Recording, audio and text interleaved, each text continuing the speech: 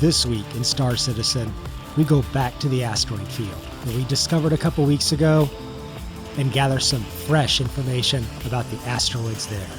Then, we look for a second hidden asteroid belt around the sun of Stanton. And finally, look into the mining possibilities on the new planet of MicroTech.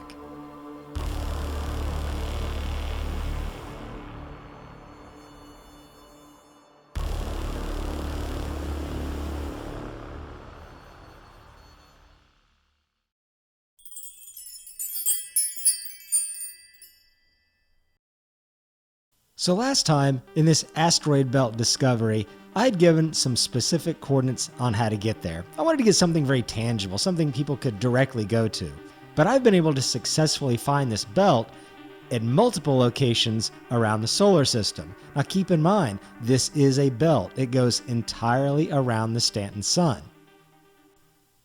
So just about anywhere where a quantum path is going to intersect this belt, you can pick it up. And like I said, there are multiple locations. So specifically, this belt lies almost dead center between the orbital path of Delamar and the orbital path of Crusader, Crew L5, Crew L3, and Crew L4. Crusader and those 4 rest stops are all pretty much right on the same orbital path.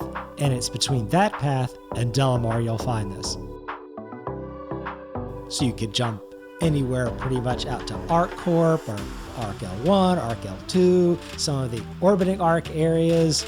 Really, the combinations are almost limitless.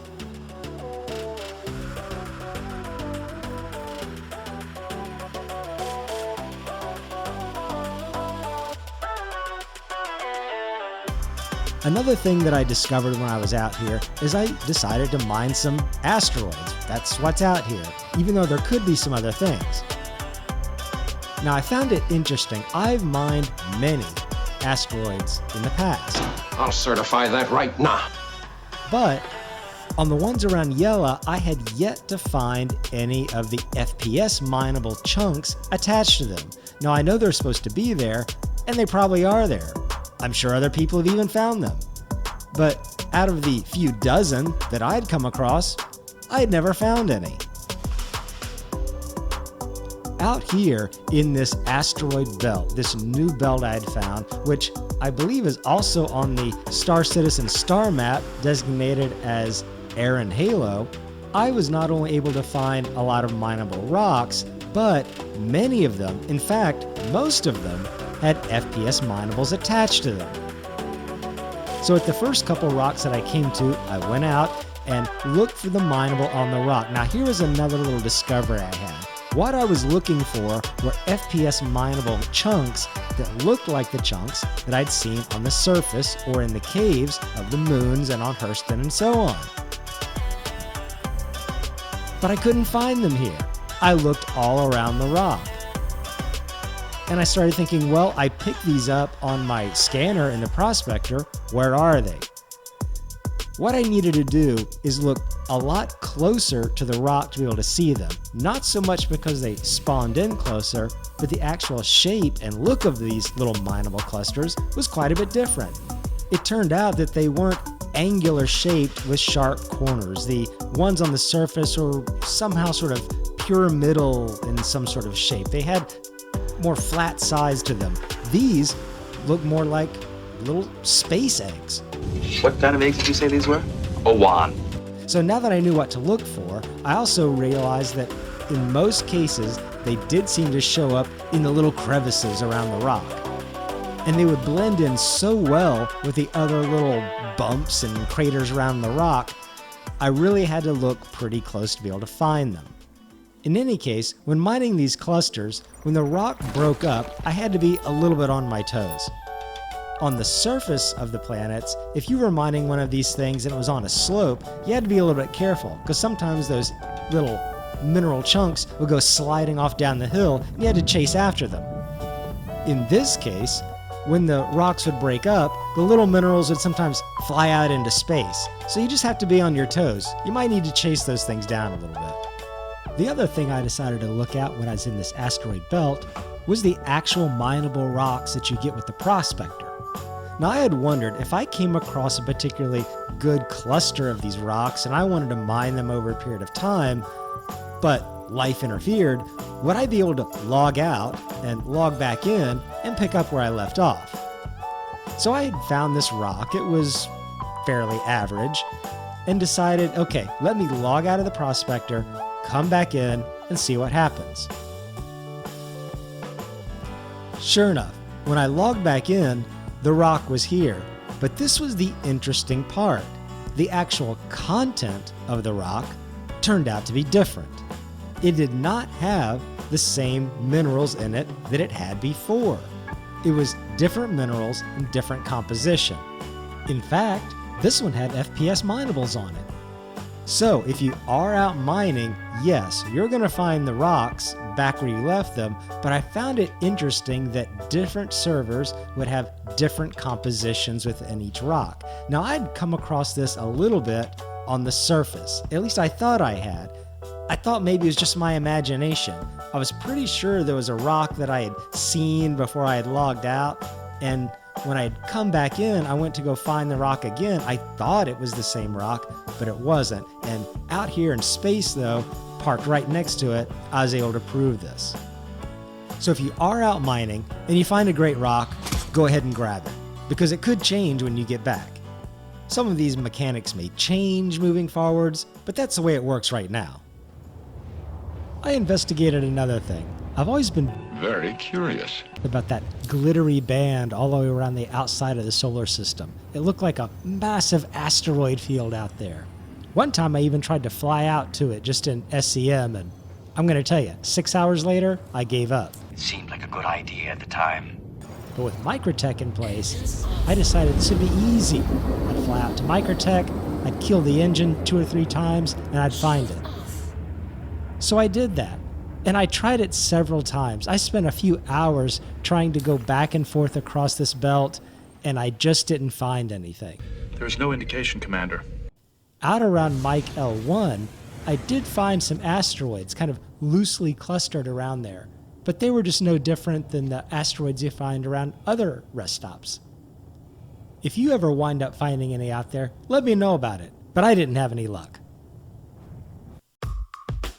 I couldn't let the week go by without taking a look at MicroTech and seeing what I could find in the way of mineable rocks down there. The Evocati and PTU test universe were being particularly challenging, but with a little bit of perseverance, during the PTU, I was able to go down to MicroTech, scan the surface, and sure enough, I found not only quite a few mineable rocks, but the FPS minables as well. So you'll be able to find them in that beautiful biome amongst the snow and the trees of MicroTech. I don't know whether it was my imagination or just dumb luck, but it felt like CIG had actually increased the amount of mineable minerals in these rocks. But I do think it's more than just dumb luck, because I did find this true with the low value rocks over and over more than once, where I broke them down and would have greater than 90% in many of the chunks. Now, especially the things of lower value, like corundum, I was able to break down and bring home in chunks of 100%. And 100% of even a low value rock is going to bring home some cash. What I also found interesting in this patch is that it looks like they've changed the actual resistance and how that works with the size of the rock. I found this really great rock with a high amount of agricium and several other items of reasonable quantity. And it wasn't that big, it was a little under 5,000 in mass. But the resistance was 0.58. Now, I've really never found a rock of this size with a resistance that I couldn't break down. But here, no matter how close I got to the rock, I wasn't even close to starting to move the needle to break it down. This is where the new mining heads are going to come into play. You're probably going to need a mining head that lowers the resistance, but has some other negative effects if you want to get this rock, or come together with a couple other people with their prospectors, or bring the brand new Argo, which I am excited about. So it looked to me like they had loaded these rocks of particularly high value and made them extra hard to get. Now another rock I found that was a little bit larger actually, it was just a little under 6,000 in mass. It had a much lower resistance of 0.12. But I still struggled breaking this down with the default laser, but I was able to do it. This was also one of these rocks that had that very high quantity. I was breaking down into 100% chunks of quartz. I like this variation they put in with the resistance and the ability to break it down. It really put more utility to the mining heads beyond just convenience. It became a necessity. And it puts a role to the Argo that the regular prospector just can't accomplish. Those 3 mining lasers all working at once and being size 2 will allow you to probably handle just any rock that you can find. While I was mining this rock, this storm came out of nowhere. I was really enjoying this weather system they've put in place down here on MicroTech. We're in a wilderness of Arctic characteristics. I'm going to really enjoy mining and hanging out here. Now, the one unfortunate thing I did find is that after I got my ore, I was really hoping I could go back up to Port Tressler, the orbiting station right above MicroTech, and be able to sell my ore. But unfortunately, it behaved just like any of the other rest stop type areas. They would not buy my mined ore from my prospector. So I'm going to have to go to one of the other stations. Now, they may change this in the future, but right now, this is what I had found. As we approach the holidays, I might be embedding a little bit of my own Secret Santa, a little hidden giveaway somewhere in this video. If you've seen that, well, good. I guess we'll see what happens. Maybe you'll get lucky. If you're enjoying these videos and like what you saw, don't forget to like and subscribe, and I'll be talking to you later.